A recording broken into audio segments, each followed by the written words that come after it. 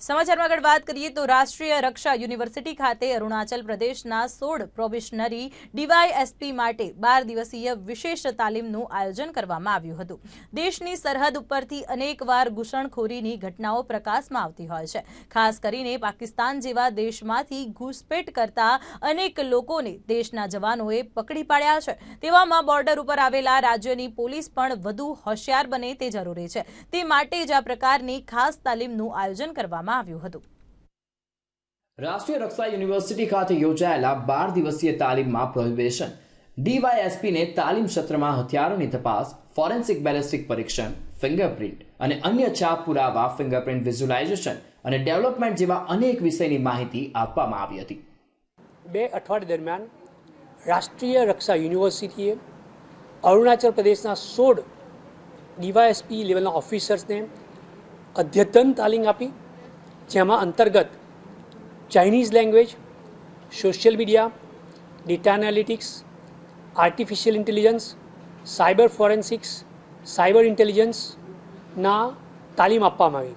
સાથે સાથે આ બધા જ ડીવાયએસપી ઓફિસર્સ આપણી સરદાર સ્ટેચ્યુ ઓફ યુનિટી, રાણીની વાવ, જે આપણા ગુજરાતના હેરિટેજ સ્થળો છે એની પણ વિઝિટ કરી, અમદાવાદ રિવરફ્રન્ટની પણ વિઝિટ કરી અને ગુજરાતની પ્રગતિ, ગુજરાતનો વિકાસ, ગુજરાતના વિકાસના મોડેલને જોઈને એ લોકો ખૂબ ખૂબ ખુશ થઈ ગયા અને ગુજરાતમાં જે લો એન્ડ ઓર્ડરની સિચ્યુએશન છે એનું પણ એ લોકોને ખૂબ સરસ જાણકારી મળી અને ગુજરાત કઈ કઈ રીતે અદ્યતન મોડર્ન વેઝમાં ગુજરાતના પોલીસ ઓફિસર્સને ટ્રેનિંગ આપે છે એનો પણ એ લોકોને એક સરસ એક્સપોઝિશન મળ્યું અને જે હવે એમને અરુણાચલ પ્રદેશમાં પણ ખૂબ मदद થશે।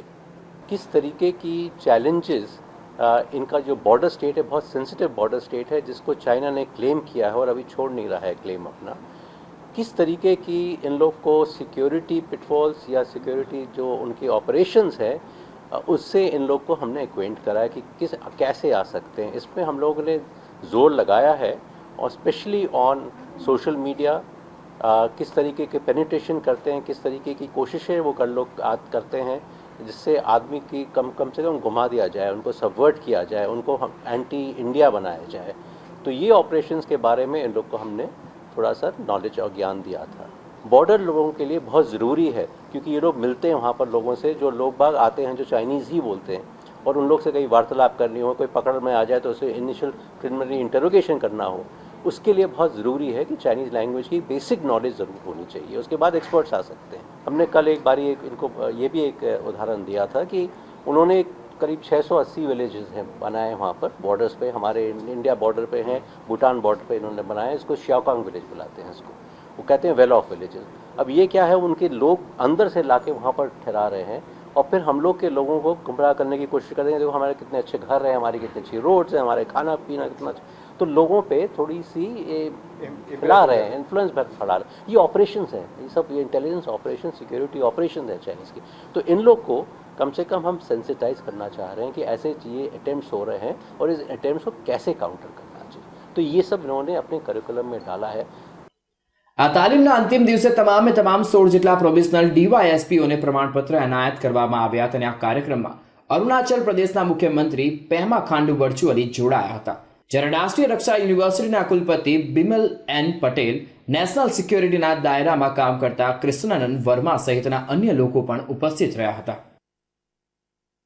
ગાંધીનગર ખાતે આવેલી રાષ્ટ્રીય રક્ષા યુનિવર્સિટી ખાતે અરુણાચલ પ્રદેશના 16 જેટલા ડીવાયએસપીને ખાસ પ્રકારની તાલીમ જે છે એ આપવામાં આવી હતી। ખાસ ચાઇનીઝ ભાષા પણ શીખવવામાં આવી હતી। શું આખો કાર્યક્રમ હતો અને કયા પ્રકારની તાલીમ હતી તેના માટે ડીવાયએસપી જ આપણી સાથે જોડાઈ ગયા છે। સીધી જ તેમની સાથે વાત કરીશું। સર, पहले तो आपका हार्दिक स्वागत है। सर, आपका नाम और इंट्रोडक्शन। मेरा नाम ओजिंग लेगो है और मैं अरुणाचल प्रदेश का हूँ और मैं अरुणाचल प्रदेश पुलिस सर्विस में डीवायएसपी हूँ। सर, पहले तो ये बताइए कि जिस प्रकार से ये तालीम दी गई थी, आपका सिलेक्शन किस प्रोसीजर से हुआ था? हमारा सिलेक्शन होता है Arunachal Pradesh combined civil services exam से। उसके तहत हमारे अरुणाचल प्रदेश सिविल सर्विस, उसके बाद अरुणाचल प्रदेश पुलिस सर्विस होता है सर। इसके बाद अलग अलग गवर्नमेंट सर्विसेज का grade B gazetted above services को हम उसमें आते हैं सर। सर बेसिकली आपका सिलेक्शन हुआ है और यहाँ पे आपको 15 दिन की तालीम दी गई है, किस प्रकार की जो है वो तालीम दी गई है?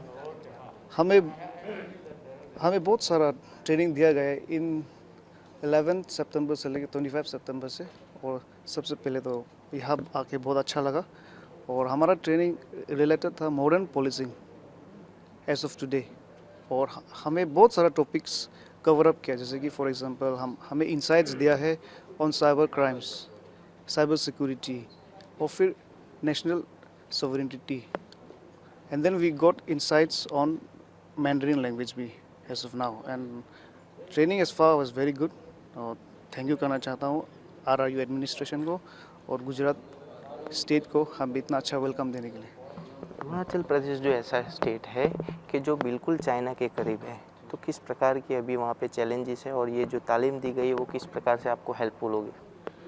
सबको पता है अरुणाचल प्रदेश एक बॉर्डर स्टेट है और हमारा बॉर्डर बहुत सारा, हमारा सबसे ज़्यादा बाउंड्री हम शेयर करते हैं चाइना के साथ। इसी तरह हम जब हमेशा जो चाइना हमें डिक्लेयर करता है कि हम अरुणाचल प्रदेश जो साउदर्न तिब्बत के पार्ट है, उसी तरह किन कभी कभी एक होता है कि हमारे यूथ को भी इन्फ्लुएंस करने की कोशिश करते हैं और बॉर्डर क्रॉस करके कभी कभी आ जाते हैं। इसी तरह बहुत सारे हमारे वहाँ पे परिस्थितियाँ होते हैं जिसे नेशनल टीवी में वो नहीं आते हैं, मतलब दिखाया नहीं जाता है कि हम हमारा प्रदेश थोड़ा दूर है, इसलिए उसी तरह से थोड़ा प्रॉब्लम है। और इस ट्रेनिंग के द्वारा हमें एक्सपोजर मिला है मैंडरिन लैंग्वेज सीखने का, चाइनीज़ लैंग्वेज सीखने का।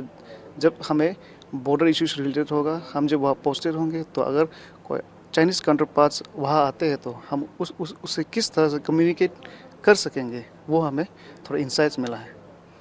जैसे बता रहे हो इंसाइट मिला है, फिर ये जो ट्रेनिंग है आपको किस तरह से आगे जाके हेल्पफुल होगी?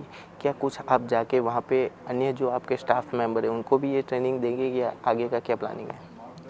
जी, आपने सुना है कि मेमोरेंडम MOU साइन किया है गुजरात RRU और उसके अरुणाचल गवर्नमेंट के साथ। तो ये हमारा जो ट्रेनिंग है बेसिकली हमें थोड़ा फिनिश किया गया है। वी हैड पहले प्रीवियस एक्सपीरियंस रहा है हमारा, हम 11 मंथ्स ट्रेनिंग कर चुके हैं नॉर्थ ईस्टर्न पुलिस एकेडमी में। तो व्हाटएवर हम नॉर्थ ईस्टर्न पुलिस एकेडमी में जितना भी सीखा है उसे हम यहाँ आगे थोड़ा ब्रश्ड अप किया है। The only good thing, the new part was learning Mandarin. और आगे जाके हम जब ये फील्ड में हम आएंगे, वैसे तो अभी फ़िलहाल हम रॉ ही है, we are just probationers as of now, अभी तक हम लोग फील्ड में नहीं उतरा है। तो आगे जाके ये हमारे लिए बहुत ही इंस्ट्रूमेंटल होगा कि हम for example cyber crime related cases अगर होता है, फॉर एग्जांपल हमारे जो अरुणाचल प्रदेश में जो साइबर क्राइम सेल है वो अभी तक थोड़ा नया है। तो हम जाके हम अपने वहाँ पे जो यूथ से, जो अपने सबऑर्डिनेट्स है, उनके लिए हम बहुत ही मददगार कर सकेंगे सर। जैसे कि आप गुजरात आए हो तो यहाँ की भी जो पुलिस फोर्स है तो उसके साथ भी आपकी ट्रेनिंग की गई है, या तो फिर यहाँ की जो कौन सी फोर्स है इसके साथ भी आपकी तालीम हुई है? नहीं, हमारे ट्रेनिंग पैकेज में जो था हमें गुजरात पुलिस से इतना इंट्रोडक्शन नहीं हुआ, हम उससे नहीं मिल पाए क्योंकि हमारा जो ट्रेनिंग शेड्यूल था वो बहुत ही छोटा था।